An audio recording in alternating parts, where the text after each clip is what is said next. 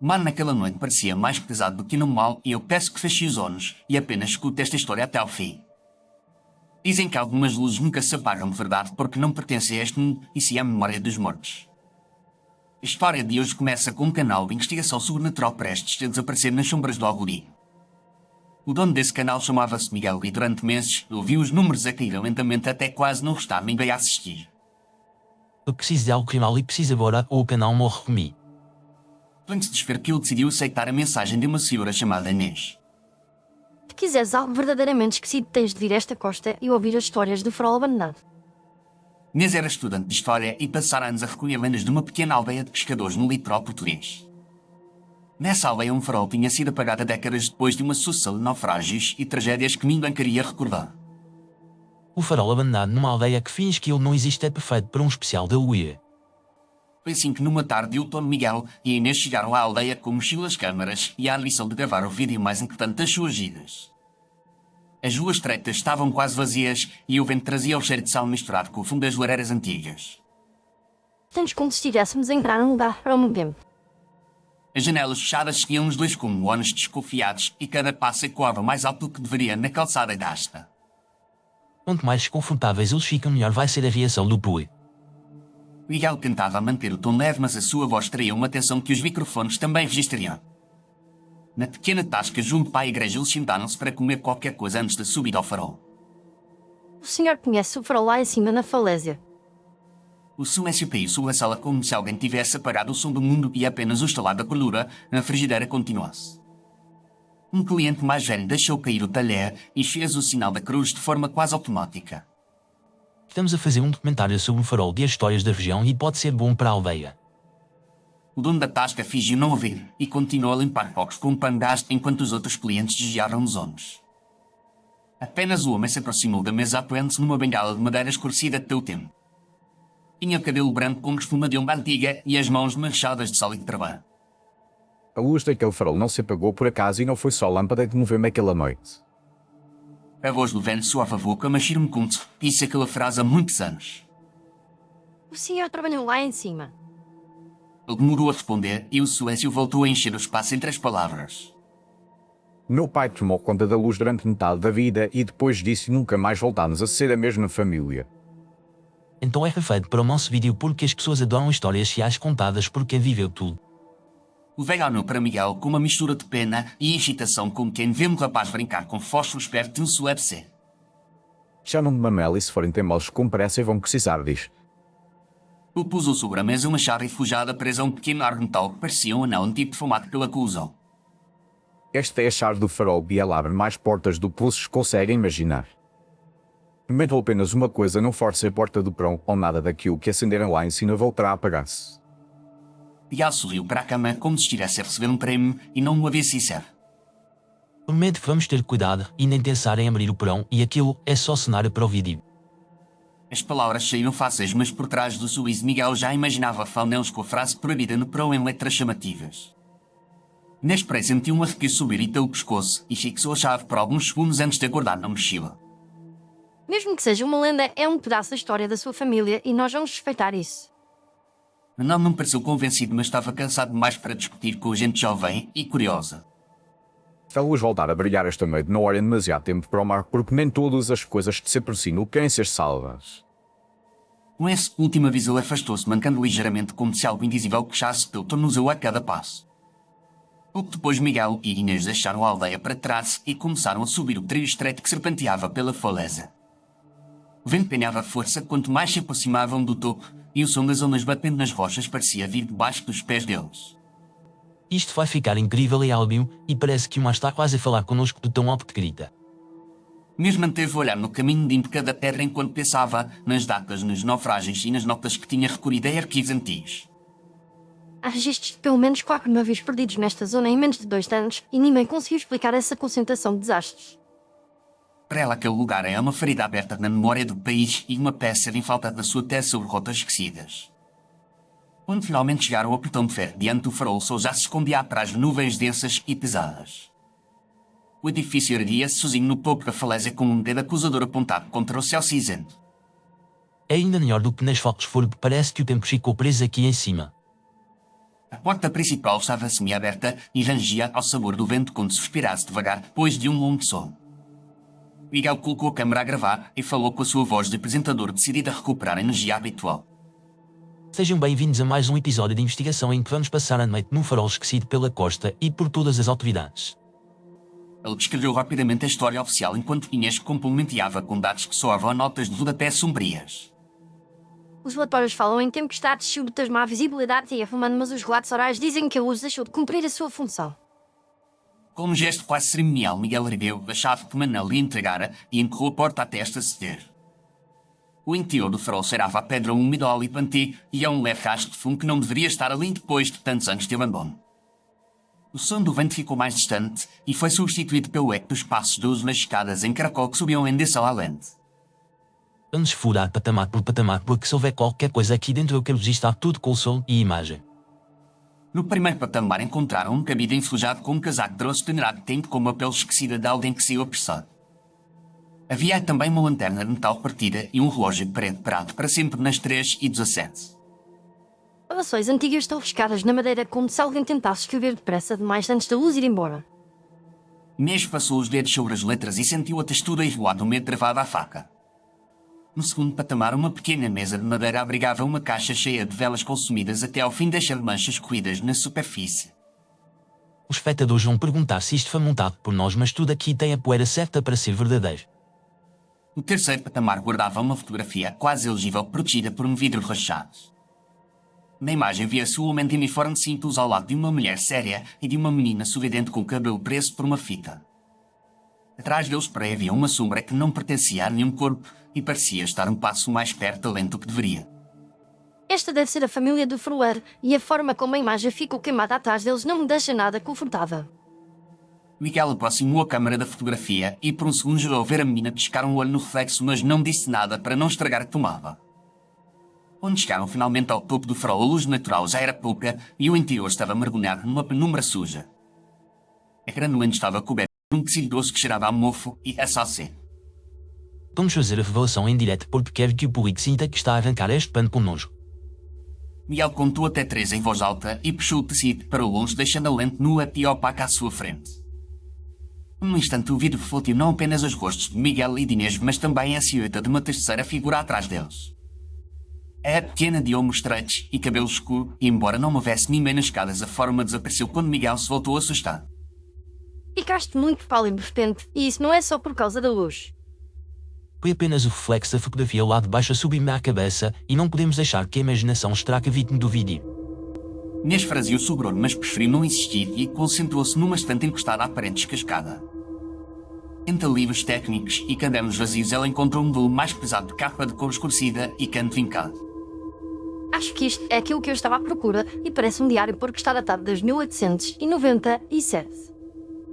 Miguel aproximou-se curioso e passou a mão pela capa, sentindo a superfície áspera e uma mancha escura que poderia ser óleo ou algo mais antigo. Se for mesmo diário do Famuleiro, temos o puro para o canal e podemos reconstruir a história pela voz de quem viveu aqui. Inês abriu o livro com cuidado e confirmou o nome escrito na primeira página com caligrafia Figan. Dom Alvaz Ferleiro, e isto confirmou os registros que encontrei no arquivo de Lisboa. Decidiu então que a melhor forma de usar aquele material seria alternar a leitura com comentários como se fosse um podcast gravado dentro do próprio farol. Ou preparar o microfone e quero que o público ouça cada palavra como se estivesse sentado ao nosso lado nesta sala. Miguel posicionou os equipamentos enquanto Inês folheava as primeiras páginas em busca de um ponto de partida. Quando ele finalmente se sentou com o diário nas mãos, a sua voz habitual de apresentador saiu um pouco mais baixa do que o normal. Hoje vamos ouvir as palavras de João Alvares, o homem que acendia esta luz todas as noites até ao dia em que ela se apagou e nunca mais voltou a ser a mesma. Para a leitura, Miguel começou, mas algo na textura das frases parecia pedir outra voz. Foi então que uma tonalidade diferente pareceu nascer dentro da sala, como se João reclamasse a própria fala. Escrevo estas linhas enquanto o mar ruge lá fora e a luz lá em cima luta contra o nevoeiro que não para de crescer. A voz que ecoou na mente dos ouvintes é a mais antiga e mais cansada do que a de Miguel, mesmo que tecnicamente fosse representada pelo mesmo fio de sol. A minha filha dorme na divisa ao lado, e a cada trovão ela aperta o pequeno crucifixo que recebeu da mãe e promete não ter medo enquanto a luz estiver acesa. João descrevia o orgulho do trabalho ritual de acender a lâmpada, o cuidado com o óleo e com as engrenagens que garantiam que a costa não fosse um cemitério de madeira. Durante anos, a luz foi mais forte do que o medo, porque cada clarão era uma mão estendida aos homens invisíveis que atravessam o meio sobre a água. Mas à medida que avançava o diário, a confiança começava a ceder lugar a dúvidas e anotações perturbadas. Algo mudou no mar, e não sei se foram os ventos, as correntes ou os corações dos homens cá em cima, e ultimamente a luz parece o alvo, e não o abrigo. João relatava uma série de naufrágios que começaram a acumular-se numa frequência impossível de considerar simples coincidência. Em menos de um ano vi mais mastros partidos do que em toda a vida anterior, e as praias encheram-se de gestos de navios e corpos que ninguém reclamou. As páginas seguintes falavam dos primeiros encontros com o padre e o líder do Vilaras, que viram nos destroços uma espécie de fortuna enviada por providência duvidosa. Dizem que a luz está forte mais e que outras aldeias conseguem sobreviver sem tanta generosidade para com os estranhos perdidos. João descreve a reunião na qual lhe pedem para reduzir o alcance da luz em noites de nevoeiro, com o argumento de poupar combustível. Não é o combustível que querem poupar, e eu vejo isso nos olhos deles quando falam de caixas intactas, fardos de tecido, moedas escondidas no porão dos navios partidos. A caligrafia tornava-se mais irregular, como se a mão que escrevia tremesse entre a culpa e a obediência. Se eu recusar para ir para casa à família e o dar no topo desta falésia, e se aceitar talvez perca algo que não sei ainda como nomear. Nesse momento a gravação captou um som metálico que parecia vir das escadas abaixo deles e não do vento ou das paredes. Ouviste isso porque não foi só o prédio Mamubesse. Miguel hesitou por um segundo momento em interromper ou continuar, mas a promessa de material exclusivo falou mais alto. Os velhos edifícios queixam-se sempre com o vento, por isso vamos continuar com a leitura que está a ficar cada vez mais pesada. Inês mordeu o lábio e consentiu com um gesto breve, mantendo os olhos fixos na porta que conduzia à escada descente. Miguel virou uma página e o gesto de papel úmido pareceu intensificar-se, como se alguém tivesse acabado de abrir uma janela no passado. A tempestade desta noite não é como as outras, porque o mar não bate só nas rochas, mas parece comprecer-se por dentro como um corpo fabril. João descreve no navio de estrangeiros uma embarcação que lutou contra as ondas até desaparecer de repente, na escuridão apesar da luz insistente do farol. Tentei aumentar o daí de cara ao sim e gritar para o vazio, mas o vento devolveu-me apenas espuma e nada mais. No dia seguinte, a praia amanheceu coberta por destroços e corpos, e entre eles alguns sobreviventes trêmulos e cobertos de sal. Trouxeram para cima 3 adultos e uma menina com olhos escuros tão grandes que pareciam ter guardado todo o mar da noite anterior. João conta que a família falava outra língua, mas usava com o mesmo fervor que ele conhecia das missas na pequena igreja. É lá que estava um crucifixo igual ao da minha filha, e quando o padre a viu, vi também nos seus olhos algo que me fez lá. Em vez de acolher os sobreviventes, o vilarejo decidiu fechá-los temporariamente no porão do farol sob o argumento de quarentena e segurança. Dizem que o mar trouxe a desgraça porque carregava gente sem lugar, e que talvez o próprio céu quisesse que eles ficassem aqui embaixo como sinal. João não acreditava, mas estava sozinho contra todos e o mente de perder o sustento travava-lhe a boca enquanto a chave fodava no cadeado. Nesse ponto a leitura ao som de albarranhar madeira veio nitidamente do chão por baixo deles e desta vez nenhuma piada conseguiu suavizar o momento. Há alguém lá embaixo e não é só o vento a entrar pelas frestas. A respiração de Miguel ficou audível na gravação enquanto ele tentava decidir se devia encerrar o episódio ali ou empurrar a sorte mais um pouco. Se houver de facto alguém lá embaixo, precisamos saber, e se não houver, então temos apenas o leque do que ficou preso aqui. Ele respirou fundo e decidiu continuar a leitura para compreender melhor o que os seus pareciam exigir. As noites seguintes trouxeram gritos abafados debaixo dos meus pés, e a cada prece que subia do porão sentia o peso da minha própria omissão. Entrou lá com o momento em que a filha Maria começou a aproximar-se, tão frequentemente a porta abrida. Encontrei-a sentada nos degraus a falar baixo com alguém que não me ouvia, e quando me aproximei ela sorriu e disse que a menina d'água já não tinha tanto frio. A inocência da criança atravessava as palavras e transformava o algo quase suportável apenas por alguns instantes. Ela pediu-me que deixasse uma vela acesa perto da porta para que a amiga não tivesse medo do escuro, e para que soubesse que alguém lá em cima ainda se lembrava dela. A partir daí o diário encheu-se de referências a pequenas ofertas deixadas diante de pão como fossem coxas e gestos de vela. Fiz uma promessa a mim mesmo de que enquanto a minha mão conseguisse acender a luz numa alma que o mar trouxesse ficaria completamente às escuras. Foi essa promessa quebrada que via a ligar para sempre o passado de João ao futuro de Miguel, mesmo que nenhum dos dois pudesse antecipar essa ponte. Enquanto que a história se adensava ao estado emocional na sala também mudava e cada ruído ganhava uma importância desproporcional.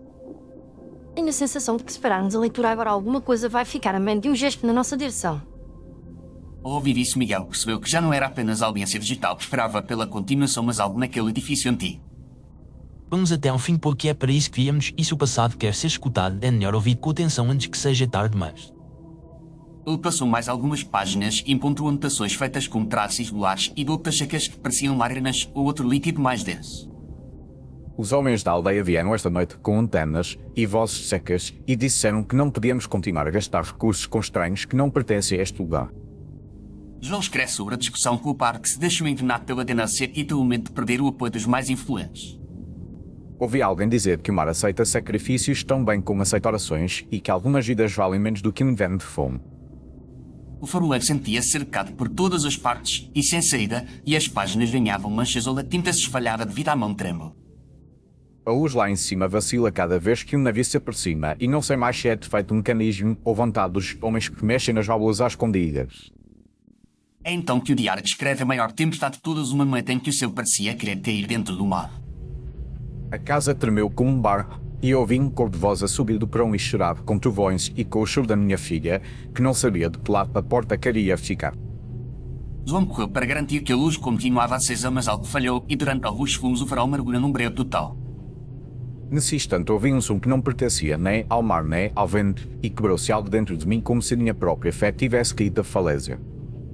Quando acendeu novamente a luz já era tarde demais porque a tempestade levara consigo a última oportunidade de reparar o dano. Na manhã seguinte a porta do perão estava escancarada e a minha filha não estava em lado nenhum e o que assisti se brilhava no chão frio como um pequeno farol inútil. Na gravação houve-se um estalo na estrutura do farol bem por cima deles e um grito parece que Inês não consegue impedir que escate. A história da aldeia não fala de uma criança desaparecida e não registra isso em nenhum documento. Miguel sente um nó na garganta, mas força-se a continuar porque sente que parar ali seria como abandonar a aldeia mãe de um pedido. Falta pouco para a última entrada e depois decidimos descermos ou não ao perão porque não quer para estar para algo que não possa escavirar. As mãos de Miguel estão suadas e as páginas colam-se de leve aos dedos enquanto ele vira o que parece ser a penúltima folha legível. Hoje vieram dizer-me que a luz já não é necessária porque o mar exclamou que queria e que a partir de agora devemos deixar que as trevas escolham quem fica e quem se pende.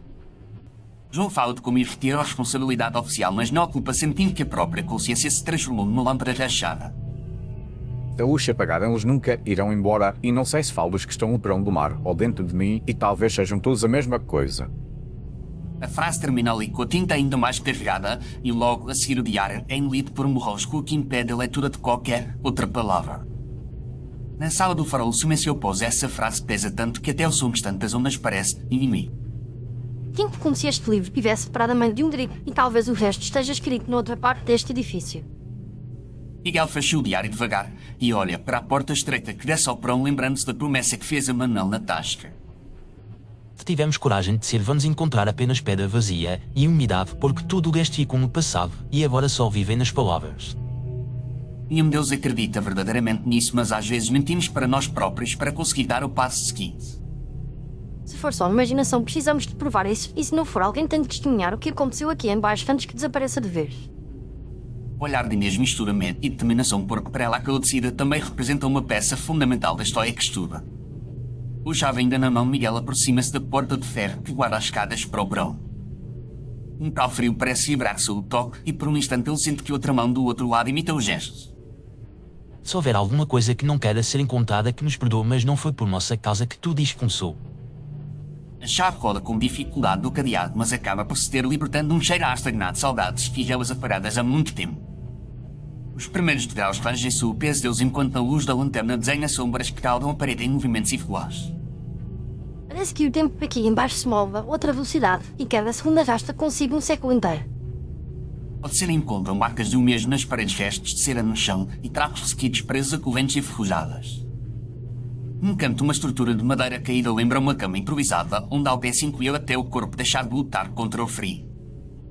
Há sinais de orações escritas com carvão em diferentes línguas e todas pedem a mesma coisa, que alguém acenda a luz lá em cima. Um brilho minúsculo chama a atenção de Inês, que se ajoelha e recolhe no anel simples ainda preso a um pedaço de osso fino. Este anel deve ter pertencido a alguém que foi enterrado aqui sem cerimónia e talvez sem nome, e é por isso que ainda está preso a este lugar. Enquanto ela fala, a gravação capta sussurros quase imperceptíveis que parecem responder a cada palavra, agradecendo ou cobrando mais atenção. E ela sente uma pressão no peito e uma sensação clara de que há mais presenças ali do que dois dias conseguem explicar. Acho que não precisamos de ficar aqui muito mais tempo, e já vimos o suficiente para contar a história, e não quero faltar ao respeito a ninguém. Mas assim que ele se volta para subir de novo, algo parece puxá-lo um olhar para uma última parede ao fundo do porão. Nela vê um desenho tosco feito com linhas de carvão mostrando um farol nome enorme e uma pequena figura de criança entre os dois. Esta figura é a chave porque está colocada exatamente entre a água e a luz e talvez seja o lugar onde todas as promessas se quebraram. Com esse pensamento gravado na mente, eles finalmente abandonam o porão e sobem a escada com passos apressados. Quando chegam novamente ao topo, Miguel tem apenas uma ideia fixa na cabeça que se repete como o refrão. A luz e apagaram-los nunca irão embora e eu não quero ser mais o homem que vira as costas quando uma chama. Ele olha para um mecanismo enferrujado de farol e percebe que a estrutura antiga ainda pode ser ligada com alguma improvisação. Usando as baterias dos seus equipamentos e cabos que trouxe para o celular, ele começa a montar uma ligação precária entre o presente e o passado. Não tens de fazer isto e ninguém no vídeo vai saber se o mecanismo funcionaria ou não e podemos terminar a história com a leitura do diário. Miguel pressente que há homens invisíveis à espera daquele gesto e que o próprio silêncio do porão depende dessa decisão. Não é só pelo vídeo, e se eu tivesse conseguido manter a luz acesa naquela noite, talvez o final fosse outro, e alguém tem de tentar outra vez. Depois de alguns minutos de esforço, as lâmpadas começam a emitir um brilho fraco e vacilante. Do lado de fora, o nevoeiro parece agir, aproximando-se ainda mais da falésia, como se algo lá dentro tivesse acendido uma esperança antiga. Quando a luz finalmente tem a força suficiente para cortar as escuridão, as ondas lá embaixo mudam de via. A gravação capta um som que não é bem um rugido, mas também não é só vento, parece uma mistura de suspiro e lamento coletivo. Sentes isso porque o mar parece ter respirado pela primeira vez em muito tempo. Durante alguns minutos, a costa inteira fica iluminada por um reflexo estranho que dá às rochas e ao mover um tom quase dual. Na lente surge de novo o reflexo da menina da fotografia, agora mais nítido, com o crucifixo pendendo do pescoço e um sorriso cansado. Miguel não vira o rosto, mas sente uma mão pequena pousar-lhe sobre o ombro com peso quase simbólico. Se houver alguém aí que ainda espera pela luz, espero que isto baste pelo menos por esta noite. Aos poucos o brilho estabiliza e o ambiente dentro do farol torna-se menos opressivo, como se o ar tivesse sido ventilado por uma janela invisível. Os astros dos dois acabam por adormecer por algumas horas encostados à parede enquanto a lâmpada luta sozinha contra a madrugada. Ao amanhecer, os moradores da aldeia sobem apressados até ao farol porque alguém viu o clarão durante a noite e espalhou o boato. Sentiu-os em Manel, o velho, quis dar assado na véspera com o rosto mais pálido do que o costume. Eu sabia que vocês não iam assistir ao chamado daquela porta, mas não esperava ver a luz acesa outra vez depois de tantos anos. Ao entrar, ele repara num detalhe que deixa o juiz faz. No pescoço de Miguel, adormecido, brilha o mesmo crucifixo que João escrevera no diário e que tinha desaparecido há muito mais tempo do que qualquer um ali poderia lembrar. Esse crucifixo foi enterrado com gente que nunca chegou a ter campa e se voltou é porque alguém ainda precisava da promessa que ele representa. Miguel acorda confuso e não se lembra de ter colocado nada ao pescoço porque a última coisa que se recorda é da mão sobre o ombro e da luz a ganhar força. Se calhar foi maneira deles dizerem obrigado, ou então é a forma de me lembrarem que agora a responsabilidade é minha. A arte material gravado naquela noite está intacto, incluindo a leitura do diário, o espaço nas escadas e alguns ruídos estranhos. Outra parte, porém, está irreconhecível, cheia de interferências e de sons que nenhum programa de edição consegue limpar. Segmentos em que tu falas numa cadência que não é tua e com expressões que não costumas usar e que tens a certeza de que não estavas a citar o diário. Miguel revê as imagens e sente um desconforto que sente ao ouvir a própria voz a usar palavras que pertencem claramente a outro século. Ainda assim, monta um vídeo com material mais compreensível, intercalando a sua narrativa com os certos do diário e planos do farol e do porão. Não vou inventar efeitos especiais e não vou exagerar na edição porque basta pôr isto tal como aconteceu para ser assustador o suficiente. O título que escolhe é simples mas direto e carregado de implicações. Assei uma noite num farol que matou um diarejo inteiro e acendi a luz que eles tentaram operar para sempre. Quando o vídeo é publicado, o impacto é imediato e ultrapassa todas as expectativas, mesmo as mais ambiciosas de Miguel. Em poucas horas os comentários disparam e as visualizações multiplicam-se como ondas que não param de chegar à praia. A quem diga ouvir vozes em segundo plano, quem jure identificar orações em línguas estranhas ou gritos abafados entre uma frase e outra. Recebemos mensagens de pessoas que pausaram o vídeo em certos frames e juram ver uma criança sentada nos degraus atrás de ti. Outros afirmam que ao ver o vídeo sentiram um cheiro a sal e a vela queimada dentro de casa muito longe do mar. Para muitos é apenas sugestão e ambiente bem construído, mas para alguns é sinal claro que algo verdadeiro finalmente atravessou a Terra. O canal de Miguel explode em popularidade, mas com a fama vem também um tipo diferente de peso sobre os seus ombros. Desde aquela noite não consigo dormir em quartos completamente escuros e mesmo quando viajo para longe do mar a ouçar a bater em rochas no fundo da cabeça. Ele começa a deixar sempre uma pequena luz acesa, seja o ecrã do telemóvel, um candeeiro fraco ou a televisão em silêncio. A certa altura percebe que essa necessidade não é apenas medo infantil renascido, mas uma espécie de pacto silencioso. Se eu apagar todas as luzes de casa, tenho a sensação que alguém fica preso outra vez no porão e eu não posso permitir isso. Mas continua a trabalhar na sua tese e põe a história de Farol como um capítulo não oficial que só alguns orientadores aceitam ler. O que me assusta não são os mortos, mas as escolhas do juiz e a forma como a lei inteira decidiu fazer de conta que nada tinha acontecido. A falar sobre isso, ela reforça a ideia de que o verdadeiro horror nem sempre está no sobrenatural, mas na capacidade humana de adaptar a consciência ao lucro. Manuel, por sua vez, passa a subir ao farol de vez em quando para verificar se tudo continua fechado e se nenhuma curiosidade imprudente voltou a abrir o pró. A luz acesa naquela noite não foi só lâmpada, e sim a memória que tínhamos tentado apagar à força, e agora já não dá para fingir que não lembramos. O tempo passa e o vídeo torna-se uma espécie de referência entre os apaixonados por histórias de fantasmas e de mar. A quem chama aquele episódio a prova de que certos lugares param registradores invisíveis de dor que podem ser ativados por quem tem coragem de escutar. O mais inquietante, porém, não é o que aparece na gravação, mas aquilo que nenhum microfone conseguiu captar totalmente. Em noites particularmente silenciosas, Miguel acorda com a sensação clara de estar de novo no topo do farol a ouvir o mar responder à luz. Tenho sonhos em que volto a acender a lâmpada, mas desta vez a lente não mostra apenas o meu reflexo for por trás, vejo o rosto de João e de pessoas que nunca conheci. Nessas noites ele levanta-se, vai até à janela e fica a olhar para o posto de luz na rua como se fosse um farol em miniatura. Enquanto houver pelo menos um ponto de luz em algum lugar, talvez aquelas vozes não fiquem totalmente perdidas no escuro. Aos poucos ele percebe que assumiu um papel que não procurou de guardião involuntário de uma promessa feita por um imorto há mais de um século. A história que contou ao público para entreter transformou-se numa corrente discreta que o prende a um passado que não é o seu, mas que agora o atravessa. Mesmo assim, Miguel continua a criar vídeos show outros lugares assombrados, embora nenhum deles se compare ao farol da aldeia esquecida. Em todos, porém, existe sempre um momento comum, a presença de alguma luz acesa até ao último segundo de gravação.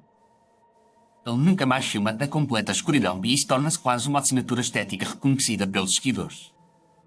Alguns chamam imania, outros veem nisso uma camada extra de cuidado em relação às coisas que não se vêem na sombra total. Há quem diga que essa escolha é apenas simbólica, mas para Miguel é tão concreta quanto o frio do porão e o peso da chave na mão. Talvez as almas presas naquele lugar tenham encontrado algum descanso com a luz reacendida, mas nem todas as histórias terminam em paz perfeita. De vez em quando um novo comentário surge no vídeo original escrito por alguém que vê o episódio pela primeira vez. Essas pessoas relatam sonhos estranhos como a revolta de escadas em caracol e uma menina que os pede para não deixarem a luz operar. Cada novo lá é como uma pequena vela acesa em grande distância e lembra-nos que alguns ex atravessam o tempo com uma teimosia silenciosa. E é assim que a lenda do farol e do vilarejo que preferiu, a escuridão à responsabilidade continua a circular agora em forma de pichelos e ondas digitais. Se estás a ouvir a minha voz neste momento, significa, pelo menos mais uma vez, esta história encontrou alguém disposto a manter a luz acesa durante alguns minutos. Obrigado por teres ficado connosco até ao fim desta narrativa, porque em cada ouvido atentei estas palavras a um farol pequeno a brilhar na noite. Se gostaste desta história de fantasmas cultas, lembra-te de deixar o teu gosto, de te inscreveres no canal e de partilhares as tuas impressões nos comentários. O teu apoio é muito importante para continuarmos a comprar as histórias como esta e a tua interação ajudou outros viajantes da noite a encontrar este canal. Se quiseres apoiar ainda mais o nosso trabalho, podes usar o código QR que aparece no canto inferior direito do vídeo ou o link na descrição para fazer uma contribuição.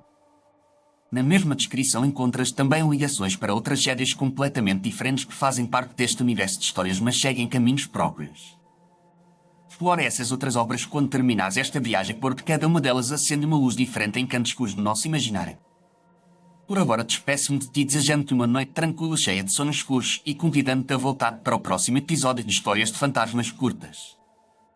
Até à próxima gravação, mantém uma pequena luz acesa onde estiveres e lembra-te de regressar para mais uma história que nunca se apaga por completo.